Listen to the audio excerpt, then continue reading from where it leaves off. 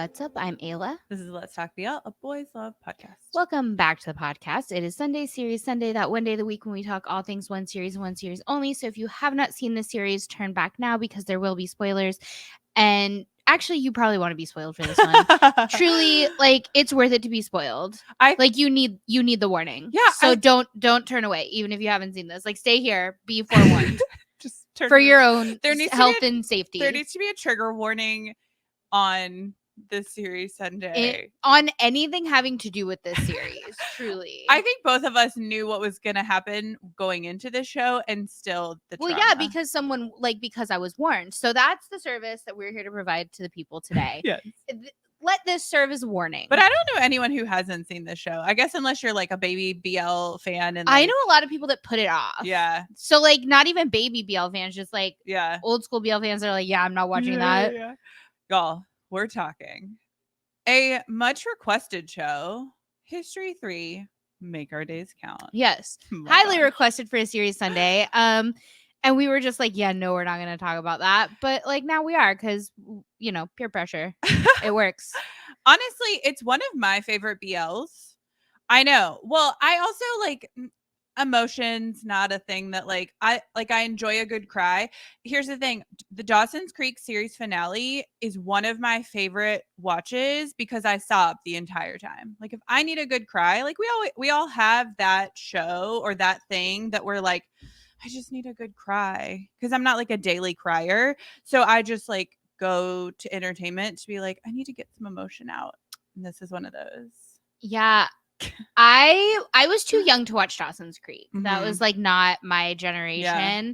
But I think that maybe of my generation show would make I can't really think of what an equivalent would be in Western media where it just it ends, or a movie. Is there sad is there a movie that you are you the type of person though that when you need a good cry you go to a TV show? No, I cry every day. I don't ever need a good cry. I need to stop crying.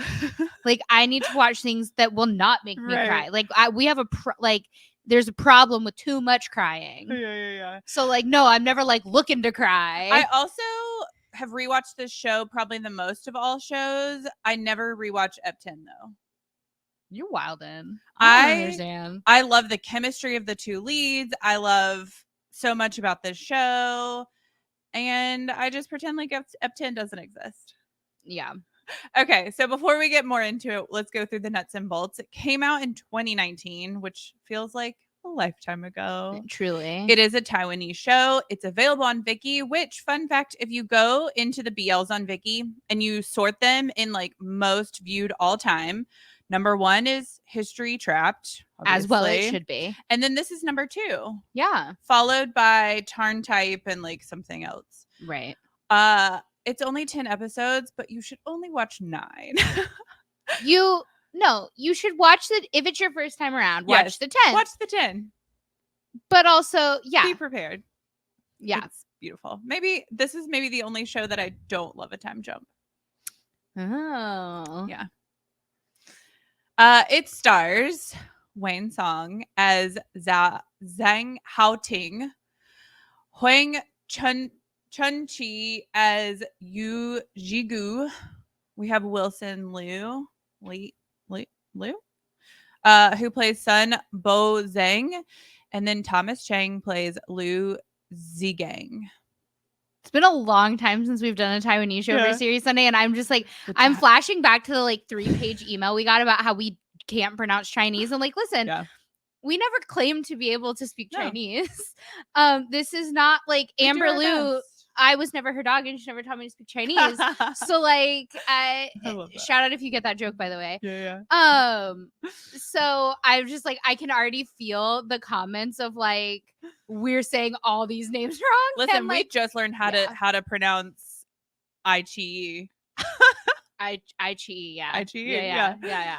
The synopsis is very long. Synopsis time. It's the one that we get on Viki. So here you go. Synopsis voice. At first glance, high schoolers Zhang Hao Ting and Yu Gu appear to be polar opposites. While Zhang Hao Ting is outgoing, hot-headed extrovert, and sometime bully. Yu Ji-gu prefers to keep a low profile and focus on his schoolwork. They seem bound for totally different futures. The bookish Yu Ji-gu looks destined for academic success, while life is just a long popularity contest for Zhang Hao Ting. But a quirk of fate and a crucial intervention by a female schoolmate results in the two young men's paths crossing. But there is more to both young men than first meets the eye. Zhang Hao Ting was not always this way. He started out as a perfect student until he discovered the joys of going off the rails. And Yu Ji-gu has a reason for being so aloof and studious. His parents died in a traffic accident while he was younger, and he is being fostered by his aunt. As such, he works hard to get good grades in an effort to win a scholarship and ease the financial burden on his relatives. Such a good boy. Yu Ji-gu also works part-time at a convenience store where his manager, Liu Jigang, has developed a crush on a man he's met at the gym. Back at school, meanwhile, Yu Ji-gu and Zhang Hao Ting find themselves drawn together and passions ignite. The former notices that he has the unique ability to bring Yu Ji-gu out of his shell and becomes intent on melting his cold as ice exterior. What will happen when their two worlds collide? And can love be the catalyst that helps bring these two unlikely students together as their high school days draw to a close? Okay, first of all, I feel like this synopsis just tells you everything except the important part of this show, which is that, spoiler, whatever, you made it this far, you know there's spoilers. Yeah. Jigu dies. So, like... Yeah. We tell you about, like, how his parents died in a car accident and he works at a convenience store and blah, blah, blah, blah, blah, blah, blah. Like, everything about this boy except that he dies. They don't even hint that there's a death in the show, right? Like, because I get not putting that spoiler in the synopsis, but, like, at least put that there's a death or something, or, like, that there's going to be a twist. Like, rude. Whoever wrote this, rude. Yeah. I don't think I knew actually that there was going to be a death, because like this was early on in my BL adventure, because when I got into BLs I had already been watching K-dramas on Viki, so I think I started with whatever BLs were on Viki, and so I think I watched this not knowing. Oh, I knew. So I knew I had heard, like, through the whatever, like, BL community, that it's so sad that someone died. Like, I knew someone died. Right. And I think I could just tell that it was going to be Jigu when I started watching this. And I vividly remember watching this show. Also, like, he looks like he's on death's doorstep half the time. No, because he's, like, tired and he doesn't eat. And, like, his character's, like, going through it. He has a hard life. So he looks like he's on death's doorstep the whole time. So, yeah, I think I just, like, figured out it was probably him that was going to die. And fully, I was like, every time he would go somewhere, it would start raining, or like he would be like running out somewhere. A lot of times. I would be like, this is it. He's gonna go. The time is now. I do appreciate it happens on the last episode. Oh no, so that's the problem. Is I was like, I get further and further in. And I'm like, okay, well, he's not dead yet. Yeah. And I was like, maybe I misunderstood, because I hadn't really, like, looked into who died or how that, like, what the plot was. I just knew someone died. Right. And I was like, maybe I misunderstood. Maybe no one dies. Maybe, because, like, sometimes, listen, BL fans have a tendency to be a little dramatic.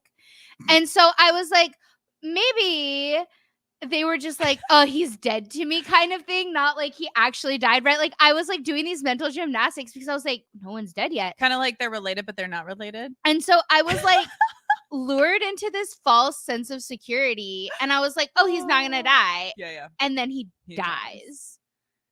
So I did not appreciate that it happens in the last episode. Okay, let's get into, like, the whole thing. So I love this BL because it is heavily into the tropes. Yes. But they develop these characters beautifully. There's absolutely problematic parts with, like, literally every BL that exists. But I love so much about how Wayne plays Hao Ting, because he starts out as a very stereotypical straight boy who's going to have his gay awakening. And he's, like, being mean to the boy that he realizes he likes. And when he truly comes into his, like I like this boy. It's kind of cute in only a way that I think Wayne can make this character likable. Like, by all accounts, you shouldn't like this character. He's aggressive. He only thinks about himself, but he has so many people along the way that kind of help him, like his sister. And he's very immature, right? He's in high school. We understand that, like, he's a child and he's still figuring things out. And so you kind of give him the benefit of the doubt, because for every kind of 10 steps back, he does take a step forward in that he apologizes, he realizes his mistakes, he comes to terms with things, he makes amends in the way that, like, a teen boy could make amends. Like, there's so much to this character that I ended up liking, even though I know I shouldn't, because he does things and says things that you're like, dude, like, be cool. See, I disagree. I think he's a likable character from the start. Mm. I actually don't think he's unlikable. I don't think he's meant to be a villain. I don't think he's meant to be. I don't think you're not supposed to like him. He's a teen boy. I disagree. Like, I totally disagree that, like, you're not supposed to like him. That, like, you like him in spite of the character. I think he's very, like, he is the happy-go-lucky. Like, he's the light. He's the life, right? That, like, that Jigu desperately needs, right? Because you have this, like, two sides of the same coin, and, like, he's the light, he's the fun, he's the exciting, he's the, like, skipping class to buy his friends lunch, and the like, you like him because he loves his friends, right? And so all of the, like, the mean things that he does to Jigu are actually, like, in service of his friend. He's like, he feels like he's defending his friends, right? It's not and I actually think that Jigu is unlikable. See, the reason I didn't like Hao Ting, especially at the beginning, is that because Jigu does come across as this, like, really woe is me, like, on death's doorstep character, right? And rightfully so, right? Like, he's on his own, he's struggling to make ends meet, like, he's had a hard life. And it's the scene where where Hao Ting has locked him in his room and he misses his exam, and that made me really sad. I was like, you are being mean to him because it's entertaining for you and your friends. Like, there's no other reason. Well, no, it wasn't about that. It actually wasn't about the hurts him. entertainment. It was about, like, he felt like his friends got, like, in trouble and suspended or whatever, and he was, like, avenging them or whatever. And it was like, over that girl too, right? Like, right. The also, girl is, like, they were like throwing herself at him. Yeah, they were like, oh, he's my stealing God. your girlfriend, right? So, like, everything that he did wasn't for entertainment. Like, it wasn't mean for the sake of being mean, basically. Right. Is, like, my point. Right. Like, it wasn't. And the other thing that I like, it's hard for me to feel sympathy for a character like Jigu because ultimately Hao Ting is actually a nice boy, right? Like, you see it in all of the things that he does where he's, like, defending his friends and skipping class to buy them whatever, and like you know, joking around with his sister, and you know what I mean? Like, you see that he's, like, actually a nice boy.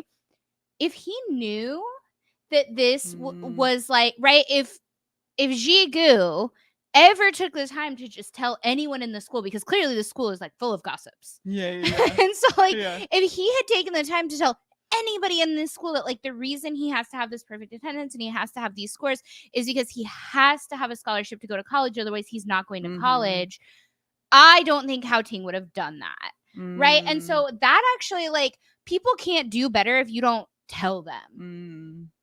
So I actually think that's on Jigu. I do love how developed these characters are, right? Like, we know as the audience, at least, a lot about both of these boys, and you definitely, everyone has their preference. Like, either you feel sympathy for the boy who's, like, had a hard life and, like, is trying to just get through life by keeping his head down, right? Because that's that typical character. They've had a hard life. They don't want to be noticed. They're like, let me just do my thing. Why are these boys drawing attention to me? Whereas you have the other end where it's you have Hao Ting, who has by all means had a great life, parents, a stable home. He's trying to get money for his Switch. Like, you know, he's lived a comfortable life. Right. And so I just love the contrast of these two characters.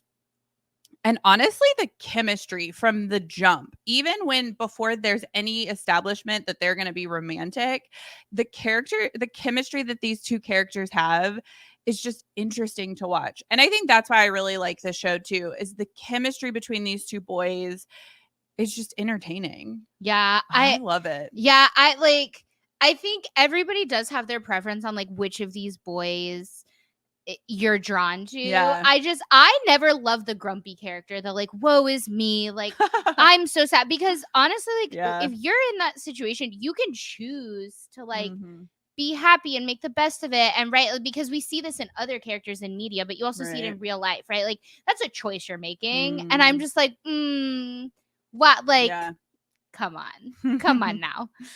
Yeah, these two leads, I truly like going into it. For me at least, they're not a traditional like attractive BL boy that you get a lot of times in this genre. They look a little more real. Yeah. Right. And so, I mean, I was introduced to Wayne Song through another drama that I watched called Iron Ladies. And we'll talk a little bit more about this, how like Wayne and this couple show up so many times across different shows, which is really fun. But these boys, the best one is in Life, Love on the Line. Spoiler alert, if you have not watched Life, Love on the Line, fast forward about a minute, because you actually don't want to be spoiled for this. Because you didn't it's know a really fun surprise. I didn't know it was coming when I watched it, so it's a really fun surprise. So fast forward like 2 minutes. And so I was watching you watch Life, Love on the Line, because I was like, I know it's coming. Right. And you did not. And so they show up like you were so they're confused. on the mountain. They've had this conversation in in Make Our Days Count, where he's like, I'm going to take you to the Himalayas. I'm going to take you to the Aurora Borealis. Actually, the side couple is the one who has that conversation. Well, he talks about wanting to see the Aurora Borealis, but Jigu's parents were like explorers. I don't know what. Well, no, it's because they were dead, and he was like, I want to take you to the highest place to like to talk to them, be closest to the stars. Yeah, and he was like, oh, I think they're in the stars. I forget the whole connection, but it had something to do with like his parents. Yeah. He wants to introduce them to the boy he loves. And so yeah, they do talk about going into the mountains and getting close to the stars and all of this. And yeah, they show up in Life, Love on the Line, and they're on the mountain. It's sweet, especially if you've watched Make Our Days Count first, because you've gone through the because you know he's dead. And you're like, oh my God, he's not dead. They made it to the mountain. They did the thing they said they were going to do. You're like, oh my God, which is interesting for me to experience, because like actually when I watched this show, I didn't really care whether or not they got together or stayed together, to be honest with you. I cared more about Bojang and Jigang, which is like a whole mess. Yeah. But I cared more about like their development and their relationship, and I cared more about I liked the friends. Yeah. I wish that I had more of the friends, like especially the twins. If they had like broken up or not gotten together by the end of the show, I wouldn't have been upset. Interesting. Yeah. For as much as you love Hao Ting, like you didn't care. Right, because I really like Hao Ting. I don't love a chip on the shoulder kind of boy. Yeah, but I also don't love... It wasn't a situation where you were like, I want the thing he wants for him. No, because he would have been like he would have been happy with whatever. Yeah. And like I also just never really loved their sexual dynamic. It was always kind of like off to me. I never loved that, because like there's this scene, and again, if you listen to our Pride episode with Robbie and Trevor, like I do want to preface this by saying like this is my experience as a woman, like it's colored by my lived experiences, like the way that I consumed this scene. Right. But it made me uncomfortable as a woman that has like women very often are in these positions where they're at this resort and he gets mad at him. Hao Ting, for as much as I love Hao Ting, he gets mad at him that he doesn't want to hook up. Oh, it's in the room before they go to the resort. Right. In his room. Well, but they're on the resort, right? The hotel is on the resort. It's before they go to the hotel. It's in Jigu's room. that they're like they've come back from like grocery shopping or something, right? Well, and then they and he pushes also him off of him. Is that what you're talking about? That, but they also get into it at the hotel, like multiple times. They're mad going into right. it. Yeah, this comes up multiple times that he gets mad at him for not wanting to hook up, and like essentially is like pressuring him into this, and is like, well, why are we even dating? And you don't even like me if you don't want to like have sex. And I hate that dynamic. I like it's a terrible dynamic. I also don't love the whole like. I mean, listen, make our days walk so that Peppa could run, my friends, with Kin Porsche, but did not love the whole like deathbed masturbation situation. Like that was very, again, I just don't love their sexual dynamic. It's strange. Like it's a strange sexual dynamic to me. I don't get it. This has come up a lot lately because it happened in Cutie Pie as well, where there's this conversation around we're using physical intimacy to solve a problem. And I'm like, no. The like actions speak louder than words, I think for me does not work in the sexual. This also came up in Star in My Mind. This also came up in Star in My Mind when he just kisses, right? When Clune just have kisses a conversation, like instead of telling him he likes him, right? Because here's the thing, again, with our experience, men and women work so differently, right? Men compartmentalize. Just because they're physically hooking up with you does not mean they like you, right? And so I've again, had that experience. I don't think that it's a bad thing, that it's like that it's a problematic sexual dynamic. Right. I just didn't like the sexual dynamic. Like I personally did not like their sexual dynamic. Yeah. Same. I think but finally when we have the conversation at the resort where he's like, I'm just scared of loving you because I am now getting what I want. And that it doesn't make sense to me. Right. And we're like, also, it doesn't make sense. And I'm like, why did we not have this conversation earlier? Again, it's actually, I don't think it's necessarily a problematic sexual dynamic. It's just, I don't like it. Like for me as a viewer, it's a big when I consume it, it's not my favorite sexual dynamic. Right. And so like, that's why, I'm not super attached to this couple, which is why when that whole life, love on the line thing happened, I was even surprised at how like excited I got over it, because for me, this show is about Bo Zhang and Zhigang and the friends. Okay.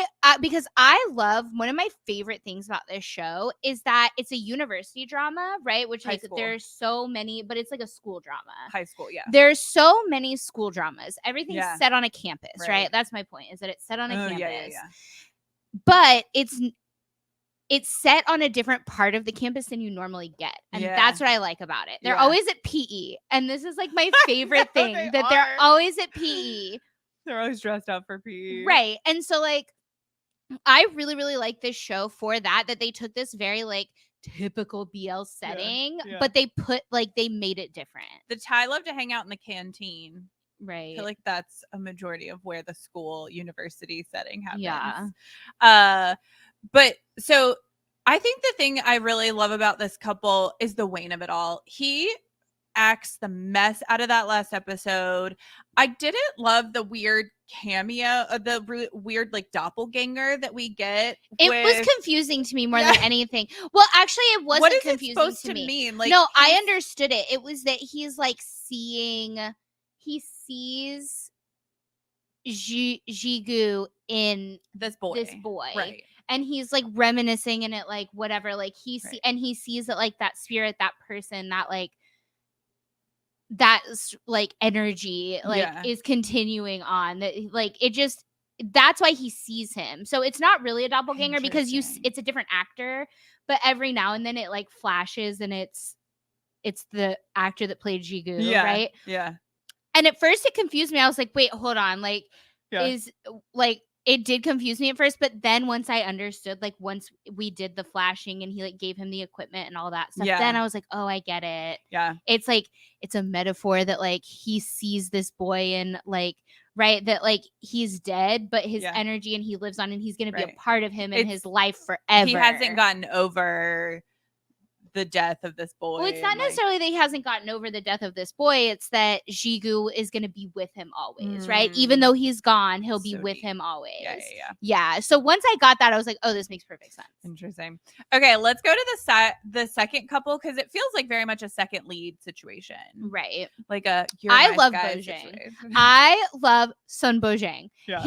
He is such a mood at all times. I loved him too. Like, oh my God. Now, I will say I think this relationship is problematic. Yes. I do have a problem with a 17-year-old and a full adult man, right? We're not talking like high school and college. Yeah. We're talking like a full grown man. Yeah. Owns his own business situation.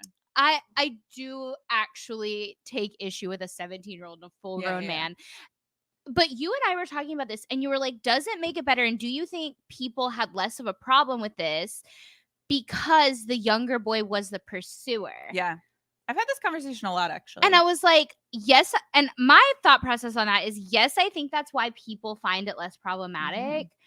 But it doesn't make it less problematic because as the adult, I'm an adult. I have thankfully never been in this situation.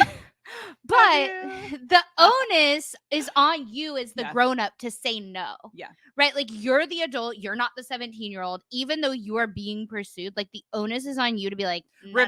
Like, shut it down. Because, again, we know teenage boys' brains don't work quite right. Yeah. Like, we know this. And so, as someone who raises children for a living, it doesn't take just one no. It'll be a no for the rest of their lives. Well, and even with, like, teenagers that like try so hard, you got like you have to repeat I have interns right now, and a couple of them are teenage boys, and these boys, I swear, like they're trying really hard and they work hard and they're like invested, right? And like because it's an internship for them, right? It's like it's a big deal for them. But there are times when like you have to repeat and say this, and it's just like it's tough. And I've had I've had teenage boys, and even like younger college age boys that come and work for me like at events and over summers and things like that. Right. And it's just like teenage boys function a very specific way. And so the onus, again, thank God I've never been in this situation. I don't ever want to be in this situation. Stay away. Stay away. Right. But the onus is on him as the grown-up to be like, to shut it down no matter how many times Bojang goes back. Because when you're a teenager, it doesn't occur to you that something is inappropriate. Because for you, because you feel grown up. Right. And so like I, as a teenager, was definitely like, we were having a conversation where I was like, oh yeah, it was like inappropriate. Like now that I think back to it, it was like, some of the relationships that I had with people that were much more grown than me were inappropriate, like fully inappropriate. But as a teenager, I've like, you're like, this is fun. I felt special. Yeah. Right. That this guy, was like, and so what here's the thing. Also, another conversation we can have around this is the fact that like I enjoy this character. I enjoy this couple. We both enjoyed this couple, and you can enjoy this couple and not justify the problematic parts and not make the problematic parts okay, but say like, I recognize that we don't need to do this IRL, but for this drama and for this show, I can still enjoy it, acknowledge that it exists, but then have fun and talk about the parts that I do like. Right. And they're dynamic. And also, here's the other thing is like, it's real.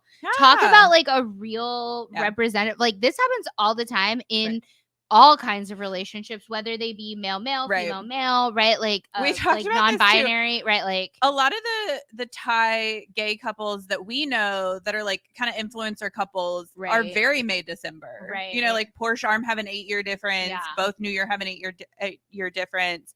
And it's just so interesting that that's like a trope in real life and a trope on screen. But what I love about this couple is that Bojang is so cute when he's pursuing so cute Z Gang.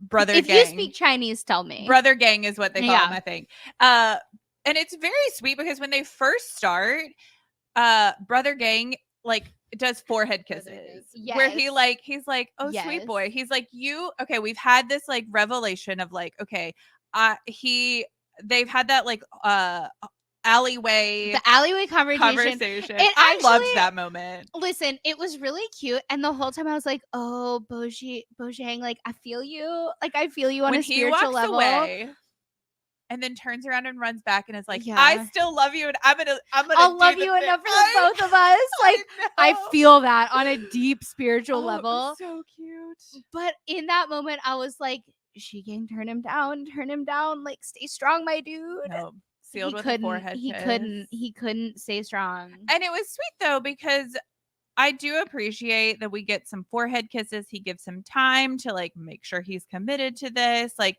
at no point did the tables turn and Zhigang starts to pursue. Right. Bojang. Yeah. He never really becomes a pursuer. Which is actually kind of an interesting dynamic. And I think what maintains that like likability of this couple despite the inappropriate like age power dynamic that we get, right? And they actually become one of the most healthy relationships. They have they talk. The only redeeming part of Ep 10 is their relationship, right? Is the development of, we see that like Zhigang's family is not okay with their relationship. Like they've had to deal with Zhigang's dad being very kind of dismissive and rude to them as a couple, and then you see this like sweet little development of like maybe their family's more open to them, and we get resolution with that, which is really sweet. Yeah, there's definitely like a situation where they become,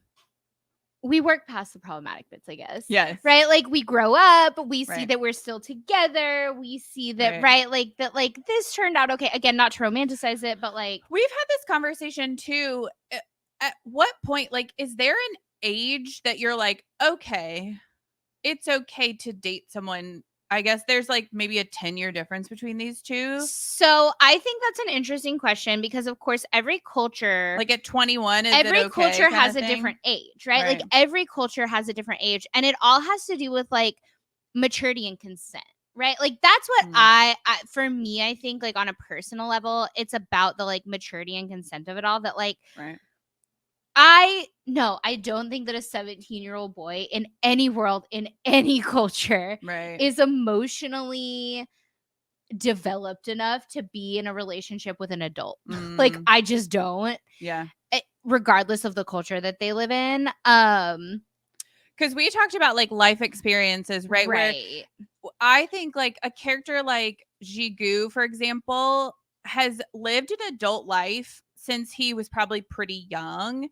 And so his life experiences could be the same as a 28-year-old, but he's 17. Right. You know, and there's that dynamic difference. But it's like we've had, and we really got into this, and so we do not have time to get into this today. No. But for me, it's like, okay, there is a difference between life experience in terms of like paying bills and getting an apartment and whatever. Yeah. And like managing your own schedule. There's a difference between that and like romantic life experience, because the difference between understanding how to handle yourself and what you want and what you need in a relationship, the difference between a 17-year-old who's never dated anyone before and somebody in their late 20s who in the show is like, oh, I've had 3 other boyfriends before, right? Those are 2 very different people in terms of where they're at, in terms of like their like emotional development. Yeah. So to move on to the friends in relation to this relationship, first of all, I love Hao Ting and Bojang's relationship with each other. They're so sweet. Because when Hao Ting goes to wait, scroll back up because I need to read their names. Oh my God. When he goes to Zhigang and he's like, he's a virgin. Like, be nice to him. Like, he just wants to love you. Like, their dynamic with he's like, he's really sincere. I was honestly also in that moment, I was like, I feel this, right? Like, that it, like, he's really sincere. Like, he means it when he says he loves you. I feel that. Oh, they're so cute. And the fact that they talk to each other, like, there's that really funny conversation conversation about like the sex. Right. Well, honestly, it's such a cute. He's the top. It's such a cute, like, real conversation, because that's what you would do. Is like you would go to your friend and you would be like, "Hey, how do I like do the thing?" Right? Like, it's real. Yeah. It's their dynamic is cute, and then you have the group of friends. I love the group of friends so much. Which we had a fun experience with this because one of our favorites, Alfred. So I am like a stupid fan of Alfred. Like, it's silly how much I like Alfred. Until we talked to Alfred for summer days, we had no clue. No, because we went to my drama list, right? And Make Our Days Count is on his filmography, and we were like, what? This kid from Summer Days, which, by the way, like, if you weren't around for season 1 of the podcast, Summer Day, and you like joined us for season 2, Summer Days was season 1's equivalent of You're My Sky, Jude My Katongpa. Yes. So like Alfred was the original Sia. Alfred was the original Sia. It's true. David was the original baby. Chris Strickland. Yeah. Don't say the name. So when we first talked to Alfred, and I had it bad for Alfred real early on, like real quick, because what we do when we have multiple guests is we split up the research work. And so it's like one of us, especially if it's 2, we'll take one boy and the other one will take the other boy, and we do the research, and that's how we get all the research done. We do a lot of research. Because we do so much research. And so I got Alfred. Alfred and I are the same age. So that was fun for me. And probably like it was as I was researching, really what you should say. Like as I was researching him, it got to a point like truly he was the original Sia for me, because he was on this competition show just like Sia was on Cute Boy Thailand. There's no subs for it, just like Cute Boy Thailand has no subs. When I tell you I watched this entire show with no subs, Alfred is just such an idol. Anyways, I really had it bad for Alfred so quickly. And then when we talked to Alfred, it just cemented things for me. I was like, yes. And the fact that he was in Make Our Days Count. So we rewatched it just recently. Well, we rewatched it when we talked to him just to like find snippets, like clips of him. And we were like, oh, cute. Like I see him now. He was embarrassed. It was like a cute little moment. Like he didn't know Chinese. He was still learning Chinese. He felt he wasn't fluent in his Chinese at the time. The irony that he would then go to China to be on a survival show, right? But so we rewatched Make Our Days Count for this series Sunday, just keep it fresh. And the whole time we're like, I did not realize how much Alfred was in this show. So much. He shows up like first 5 minutes, basically, and as soon as his sweet little face showed up on that screen, we both screamed. And he has cute little lines. We both screeched. He's so cute, and he's in my opinion, one of the best scenes in the whole show. Wait, which one? When the friend group, they've discovered that their friends are gay, right? So the friend, so the friend group has discovered that Hao Ting and Bojang are gay, right? They've discovered, not with each other, but right, that they love boys. They've discovered this. And these boys got to do research. They decide, I mean, they're the most supportive, sweet boys. Most supportive friends. They go and get BL novels. And they so cute. And they're sneaking through the school at night. And like Alfred is wearing his backpack on his front, and he's the one that has the books. He's so cute. Yes. And so they crouch down and they're like hiding in the school. And they're like, at one point, one of them says like, getting this was more nerve-wracking than like getting porn. And then because of the reaction of the girl that was selling it to him. He was like, this girl wouldn't stop looking at me. Which is so true, because like how many times, anytime like there's a boy that watches the BL, right? Like like a BL boy that makes mention of BL and watching BL. Think about how fans react to that. They're like, oh my God. Right? Like, I mean, famously, Perth just had this situation happen to him on Twitter where he was like talking about reading BL novels, and someone was like, you should really watch Kin Porsche. That was amazing. Also, Mike with Heartstopper has been really cute. Anyways, so they're like they're talking about like procuring this BL stuff, and just the look on all their face, and they're like, and they have this little handshake that they do, and they're like, we have to do it for our friend. They're like, because what if he's uncomfortable? My favorite line is one of them is like, what if we accidentally say the wrong thing and we like make him feel uncomfortable? I mean, it is truly the sweetest thing. And then they open the novel and it like illuminates their faces. Literally our experience. It's this like BL awakening, and like the looks on their face. I mean, I genuinely think it might be the best scene in this whole show. It is pretty good. It's amazing. Oh, they are the most supportive friends. This friend group also contains the twins, the Taiwanese twins. That, like, if you have any experience with BL, you know about these boys. If you have any experience with the internet, because these boys they're doing the thing. Thirsting on the gram. And I don't know if this is true, but according to my drama list, the characters' names are the same as their actual names. Yeah.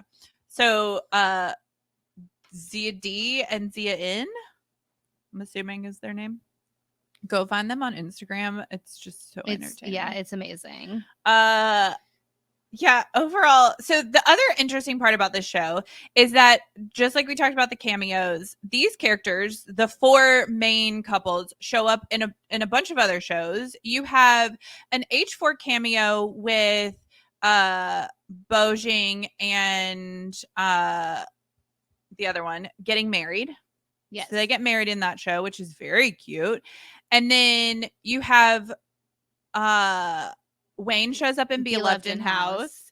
And you have Wayne and his boy show up in Plus or Minus. Yes. Plus Minus, which apparently Wayne really fought for them to do this cameo together, because apparently it was supposed to be only Wayne, and he was like, no, I want my boy with me. I love Wayne. I know, isn't that cute? Wayne's amazing. Wayne is doing the most. That boy is also in he's so busy. Love is Science. He's in all the things. He is so booked and busy. He also is like in a stage play, and he's in like the 5 other dramas. It's and ridiculous. Like, yeah.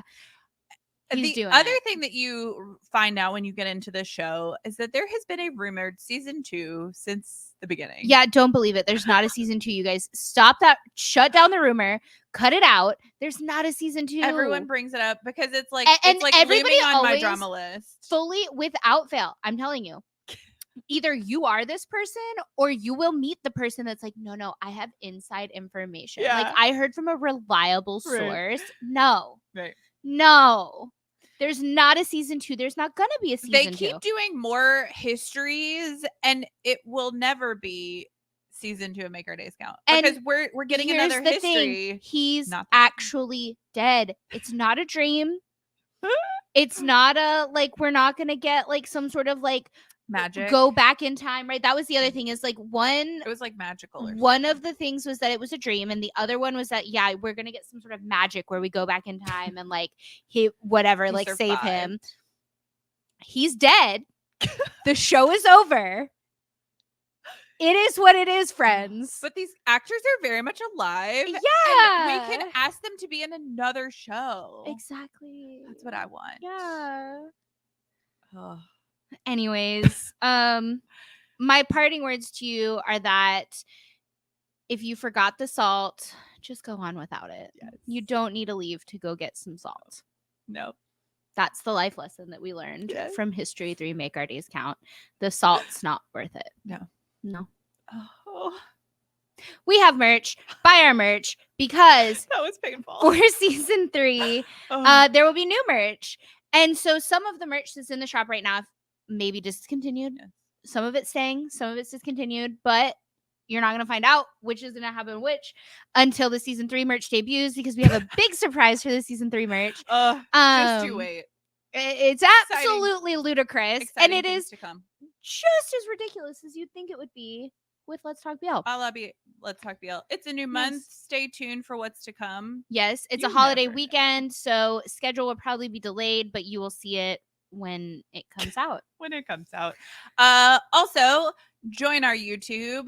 we have gang babies. Yes, be our gang baby. We will be doing live reactions. We already did one. It's a holiday weekend, so we're skipping this weekend, I believe.